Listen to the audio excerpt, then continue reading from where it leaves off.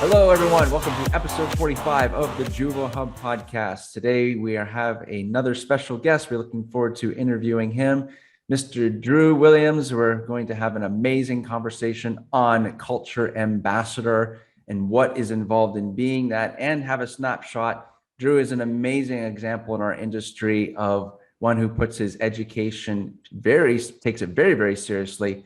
So we can't wait to dive in and hear more about that and where he's at today. Just before we get into that, Mark Howell, our wonderful, fantastic co-host. Mark, how are you? Howell Creative Concepts, everyone. Yes, thanks for having me again. I'm glad to be here, and I'm so happy to have Drew on with us today. I'm excited about this conversation, my friends. So yeah, without further ado, let's get it started. Yeah. So welcome, Drew, to the show. It's nice to have you as a guest. And can you give us a little, snapshot into your career? Like, where have you been? Where are you currently? What's it like out there? Thank you. Good afternoon, Mark and Jonathan. Guys, thank y'all so much for having me today. Really looking forward to chit-chatting with you all this afternoon. A little bit about me, huh? It's quite the icebreaker. So in April of next year, I'll be celebrating 12 years in multifamily real estate. I think my story is probably rather similar to most. Started out as a leasing consultant and kind of worked my way up. Leasing manager, assistant property manager, then trainer. From there, I moved into business development and did all things related to the pitch process. I built SCOT analysis and pro forma budgets and comp sets and market surveys, oversaw the due diligence process, so the lease file audit, unit walks, contract review, you name it, and then the subsequent takeover. Kind of during that time, I found what I will often share with anybody that's willing to listen is I found IRA, and I'll tell anybody that I honestly don't know if my career started until I found IRA. So I got my ARM and I got my CPM with them. And then the world fell out, the bottom fell out. COVID-19 hit us all. And I kind of found myself sitting on the back porch with my parents during a little quarantine and really started kind of pondering and wondering what the next step was and what that purpose-filled life looks like and what was my why. And I kind of determined that my why is people. You know, I enjoy what makes them tick, what pushes their needle, what grinds their gears, why they hit their feet on the ground running every morning. So I decided to position myself to accept a role in training. And that's really been a passion project for me. I've had so many wonderful people that have been instrumental in my career and helping me build a brand and elevate myself, that it's only natural to want to kind of act upon a servant spirit and kind of give back in that regard. And so it's a good place to be in from this vantage point as of now. That's awesome, man. Thank you for sharing that. You mentioned a couple things that I really appreciated. Like Mark and I, that's why we have this show. It's all about education, about providing education to our industry. And it sounds like education has been a pinnacle part of your overall process. You mentioned a couple of your designations that you have achieved, and congratulations on that. That's absolutely amazing. Both Mark and I wholeheartedly agree. IRM is awesome. Our apartment associations are awesome. Give us a little bit more depth into that. Like why and how is education, how's it helped you? Like why, was it just specifically on education associated with the job you were working with at the particular time? Or do you feel like there was a little bit of a bigger scope that you were focused on? Oh, that's a great question. Yeah, I like to call it a spiritual awakening. Some folks may call it a midlife crisis. I don't know. Yeah. I was 35 and I felt like, now what kind of moment. It's, I'm 2 steps away from buying a convertible. And, honestly, it kind of boils down to, as cliche as it sounds, is that knowledge is power. And that's the reality. I won't deny full transparency initially. I just wanted the credentials behind my name, right? I wanted to showboat that, I guess. That may have been an immaturity within me. I wanted my colleagues and my clients to know that they were dealing with somebody who was an expert in the industry, an expert in the matter. Mhm. It gave me validation and purpose and a sense of pride. But then it really kind of evolved, and I was able to see it from all sides, and it became an investment in myself. And I've realized that it wasn't up to a company, it wasn't up to a professional network to invest in me or to elevate me. It was up to me. And I needed to put in the time, the effort, the energy, and very importantly, the money to help elevate me kind of to that next level. My brand, my skill set. If I ever wanted any relevancy or staying power within multifamily real estate, that was the avenue that I was going to need to go down. We all know that the only constant in life is change. Well, with that, you got to be able to pivot. You got to have fluidity. You got to educate yourself daily to remain on the forefronts of your own success. And I found there's fewer better institutions out there than NAA or IREM, or I'm a big fan of the National Multifamily Housing Committee. And the networking, yeah, sure, that's all wonderful, but it's the opportunities to educate yourself on financials and investments, or governmental affairs, or operational advancements like what we're seeing with AI and sustainability. And with IREM, I feel like the opportunities, they're really boundless. So, even though I've already achieved those designations, my days of learning are far from over. I want to jump in here. So you said something from the very beginning. I have some advice for you. If you're going to get that convertible, buy yourself a nice big hat. There's nothing worse than a burnt forehead. I have lived through that. But listen, everything that you're saying is definitely singing our song. I can't agree with you more. And what great advice for anybody that is maybe new to this industry or not even new to this industry. How do you change? The only way to change is to learn more. And however you decide to do that, I think is powerful. It's like you said, that is power.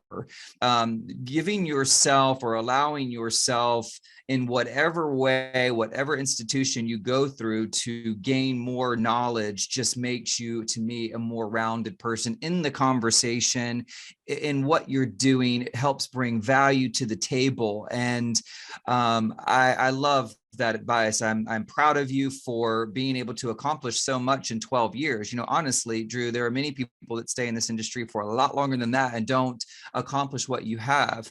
But I'll tell you this, not only what you've been able to accomplish, but you just walking into a room, it's also your personality is so infectious and it's so fun to be around. And I can only imagine that, as your career changes, how many more people you're going to be able to impact with both your knowledge and your positivity.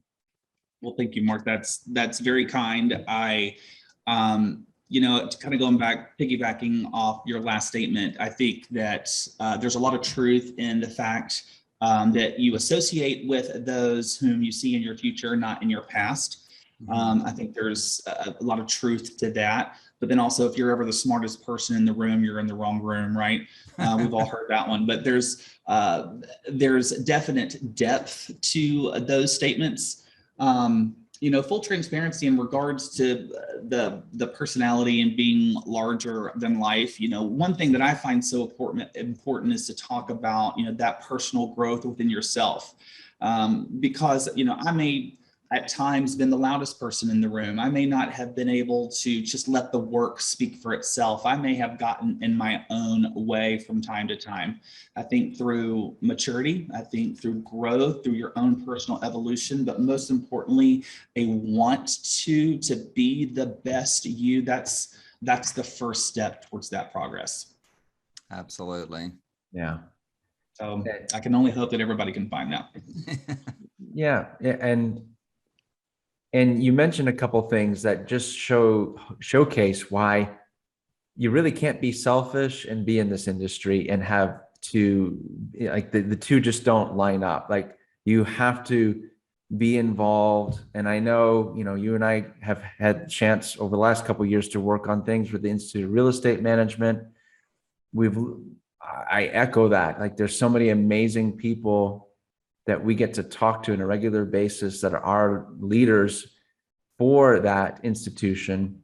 And by their own example, they show that it's not just about them, but it's about how we can empower people, how we can help people. So as Mark mentioned, kudos to you for not holding it all in and just, okay, this is my education.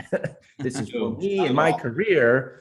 But putting that out there, which kind of like leads to something that you and I were talking about when we were preparing for this show. And you use the expression like a culture ambassador. So it sounds like your life, you've kind of established your culture. Now you're in training. What does that look like now for you? Like how do you try to set the tone, the lead as a culture ambassador? How does that affect the teams that you've worked with? So, throughout my career, and I'm sure you guys have been down the same road, I've been to the ringer and the gamut. And again, my story is probably no different than most, but here I stand, 39 years of age, staring down the barrel of 40. I've come to realize that for me, it really all boils down to culture. During the interviewing, hiring, recruiting process and phase, we often hear about companies surveying you to determine whether you're a good fit or reflection of the company and its values. But for me, it's more important that is the company a good fit and good reflection of me and my values, right? I need to determine whether that company is fair and accurate. And where that culture comes in. For me, I need a culture that's a safe space, that it's powered by collaboration and innovation, inclusion, self-care, and a little fun, work hard, play hard kind of mentality. We spend 80% of our time with those that we work with. So why not try to enjoy it a little bit while you do it? And a culture ambassador, they eat, breathe, and live that, both personally and professionally. With my team, it's a democracy. I strongly believe that there's a big difference between a boss and a leader, right? Steve Jobs said, we don't hire folks to tell us, we don't hire folks to tell them what to do. We hire them so that they'll tell us what to do. So I want everybody to have a voice. I want everybody to have a seat at the table, to be able to speak openly and honestly without fear of retribution or retaliation, to be the purveyors of the execution of their own excellence, right? Simply put, to just simply be. Yeah. It's funny. I love what you're saying. Well, it's not funny. It's true. What you're saying is, what's funny to me is that in the past, when I've interviewed for companies and, they have these great mission statements or they talk about their culture. Oh, we have this. Every company says they have the best culture, right? I mean, it's something we just say. It's like the buzz phrase. So how do you create, with what you do, maybe, in this organization that you're in now, how will you take a buzz phrase, like, yeah, this is what we say we want to be, our culture is. How do you make that happen though? Because I'll be honest with you, I agree with you wholeheartedly. I tell many, many people that I work with that are thinking about or that are interviewing for positions in this industry. And I say, don't go into an interview just trying to find out if you're the right fit for them. Are they the right fit for you? Because there's nothing worse than picking a company that has kind of lied to you about all of their fundamentals or their culture or how they treat their employees. And then you're there and you're like, oh my gosh, what have I done? Kind of routine. And so I always agree with you. They should be interviewing a company and asking them, how are you right for me? But so I'm on board now, and you've sold me this great idea of this culture. What if the culture isn't there? How do you as an ambassador help build that back? Because That's difficult. I mean, that for me, it had always been difficult trying to build back up the hype of what you guys might have sold someone. Does that make sense? You know, like here I am working in this organization. I'm like, oh my gosh, you guys sold these poor folks on this bag of goods. And now I got to go out here and, you know, make them truly want to believe it. So how do you do that? And well, you're right. I mean, there's definitely a significant difference between what people say and what people do, right? And you can sit down here and write down on a sheet of paper that X, Y, and Z are your values, but it's about, you know, are you walking the walk and talking the talk? So I think there's two parts to this. One, initially, how do I invoke a positive culture? Well, I would do that by, as a leader, showing empathy. And that's a word that gets thrown around from time to time, but I don't know if people truly understand what that meaning is. And so understanding it and living it and invoking it into your day-to-day communications with your team is critical. Fostering, you know, genuine rapport and connections. Having a sense of purpose, inspiring one another. Everybody benefits from that. We see raised morale. We see increased productivity and efficiency, improved cohesion and teamwork with employee engagement, greater talent attraction, retention, and loyalty, and reduced stress in employees. So if you want to avoid it from being a buzzword or just this hypothetical thought, it's about buy-in, Mark.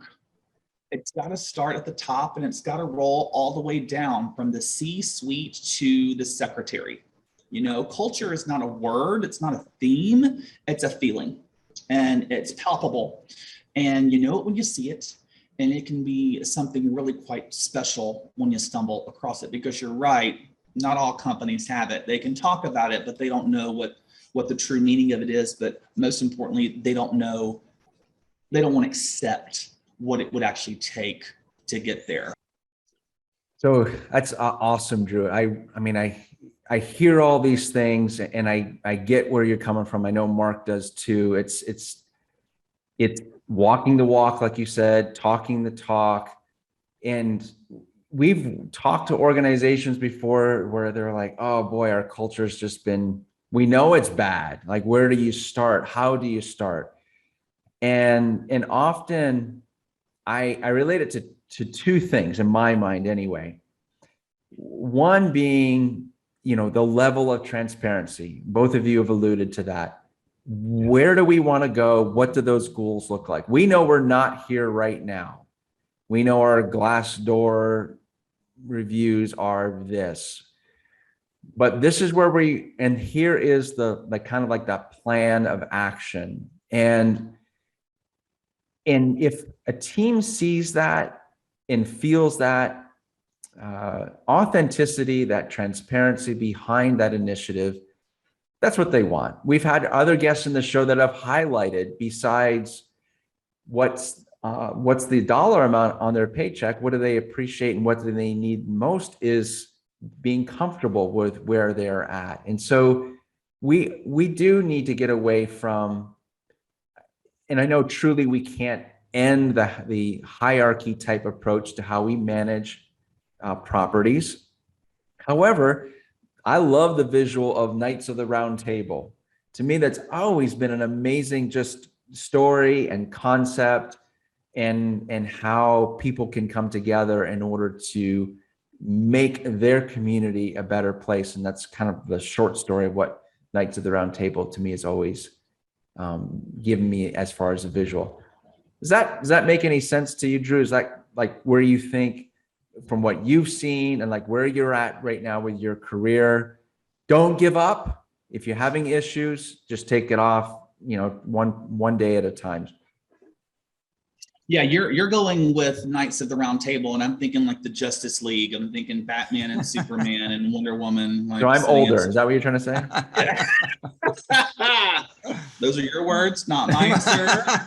I'm a witness. I heard it. Mark, I was going to say, Mark, you're a witness. Yeah. I think that's the perfect world scenario, right? But I think we all know, specifically you two, we do not live in a perfect world. You show me a perfect world, and I'll show you a lie. That's how I feel. Look, I think we often try to overcomplicate things. We want to paint this big, beautiful picture, this compartmentalized step-by-step outline. And I don't know if I've gained this with just maturity and with age, or finding some own self-worth and some self-love, because that is so critical. The key to happiness is gratitude. And people always roll their eyes at me when I get started on this topic, but it's been a game changer for me. So as far as when it comes to being a culture ambassador and wanting to invoke a positive work culture, I think that's where it should start. And it starts within yourself. If you're able to get into a habit of being grateful and showing gratitude for what you have, then you'll always be rewarded with more. And I think that's such a powerful impact statement. I mean, that gratitude can be something as small as a cup of coffee, or the fact that the sun came out and shined today. Yep. But when you make an effort to find things to be grateful for, you're training your brain to be on the watch for what's good in the world. Okay. So an attitude of gratitude, and you're going to set the example for others and create a more positive work environment.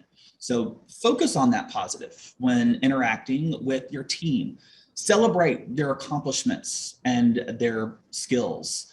Take note of your words. Jenny's not my assistant manager. Jenny's our assistant manager, or Jenny's the assistant manager. Don't know why, but that's always kind of perturbed me when I would hear our on-site staff, specifically a property manager, refer to their assistant manager as my.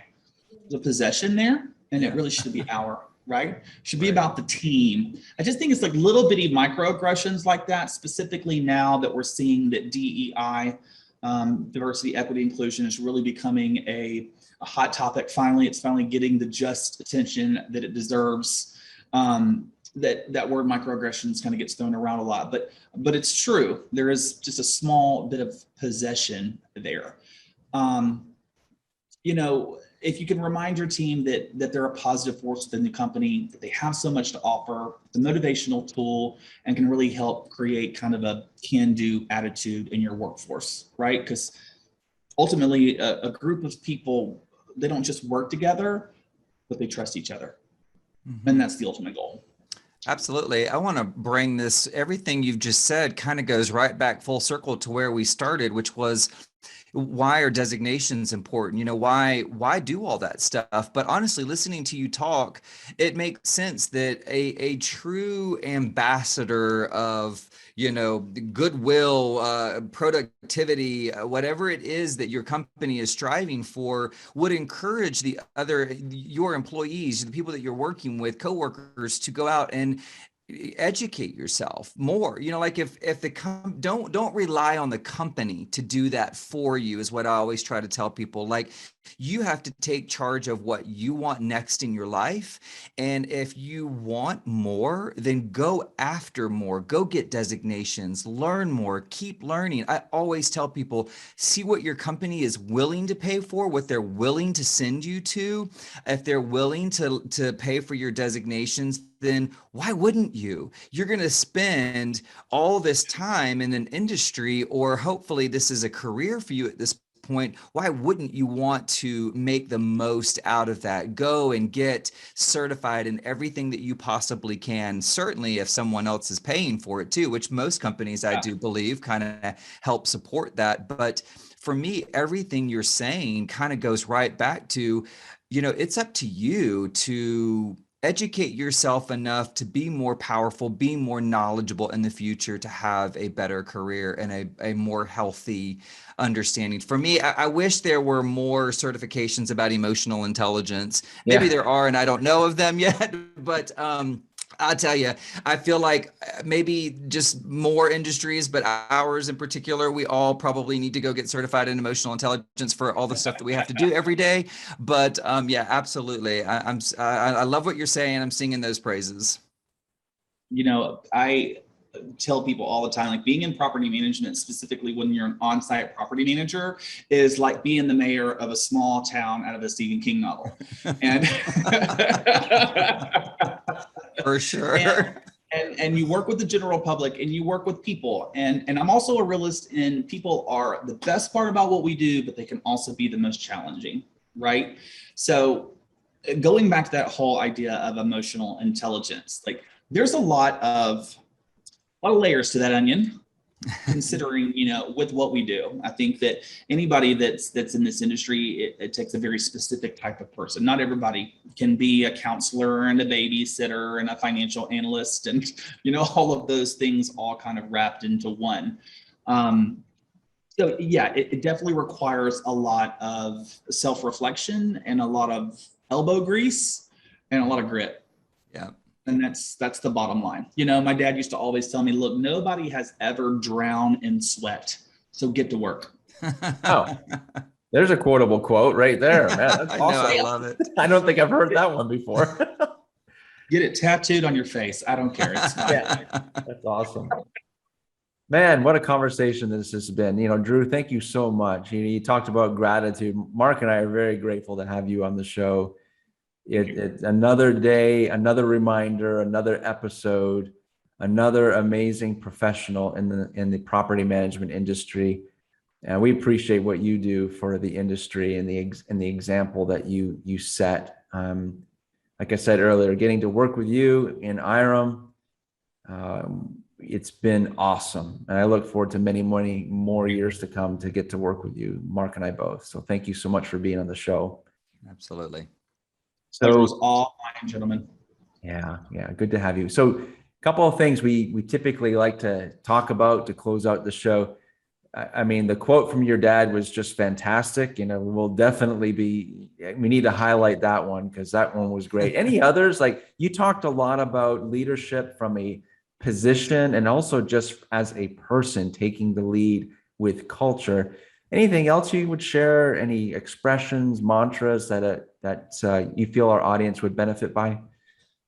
Yeah, look, honestly, the leadership development is something that is so personal and such a big passion of mine. That's literally something that I could talk about all day long. A couple pieces of advice, mantra. First things first, the very essence of great leadership is influence, not authority. Okay, so be a leader, not a boss. Be kind. Practice active listening skills. Get to know your colleagues and your team. Live authentically. Serve with humility. Exercise some grace.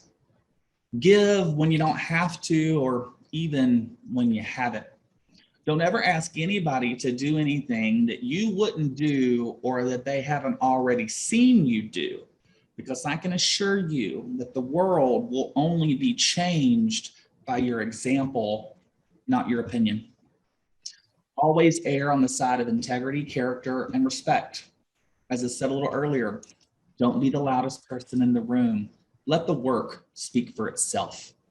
Care personally, but also challenge directly. I never knew anybody shared in my management style until Dr. Debbie gave me Radical Candor by Kim Scott. It is a fantastic book on how to be the best leader that you can possibly be. Amazon it immediately, if not sooner, and get started on it today. I can only pray it changes your life as much as it changed mine. One of my favorite quotes, probably Simon Sinek, the genius that he is. He said, leaders are often so concerned about their status and their position in an organization that they actually forget their real job. And the real job of a leader isn't about being in charge. It's about taking care of those in our charge. Love And it. that's all I got. I like it. That is fantastic. Yeah, thank you for sharing that. There's many on the show that are new, and as we've mentioned before, some of us been in the industry for a while, but there's always opportunities. If we've stopped learning, there's an issue. So keep on learning. Perfect. Thank you so much, Drew. So how can people connect with you? Absolutely. You can find me on LinkedIn. All my stuff's open. My life's an open book. LinkedIn, Facebook, Instagram. Just simply search Drew Williams or email me, drewwilliamscpm@gmail.com. Awesome. Thank you for Nice. that. Thank you.